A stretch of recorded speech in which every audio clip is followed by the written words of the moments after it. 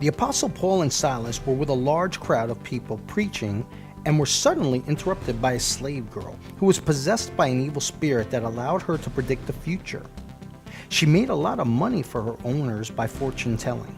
This girl followed Paul and Silas and the crowd around, shouting, "These men are servants of the Most High God who are telling you the way to be saved." This girl actually did this same thing over and over for many days in a row. Finally, Paul became so annoyed that he turned around and said to the spirit, "In the name of Jesus Christ, I command you, evil spirit, come out of her." And at that very moment, the evil spirit left her. When the slave girl's owner found out that the evil spirit had left her and that she couldn't make them money by predicting the future anymore, they were angry.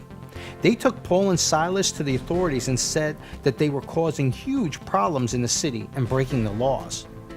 Then the crowd even joined in the attack against Paul and Silas, beating them up. The authorities ordered them to be thrown into prison. The guard was commanded to watch them carefully. When he received these orders, he put them in the inner cell and fastened their feet in the stocks.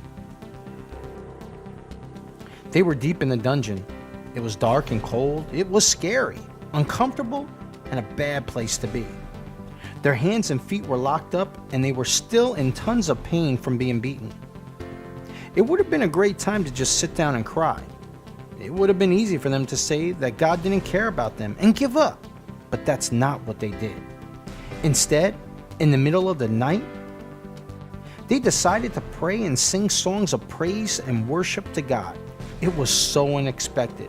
The other prisoners even began listening to their praise and were encouraged. In today's lesson, we're going to learn how important it is that when we face hard times, we shouldn't quit, but instead, we should worship God.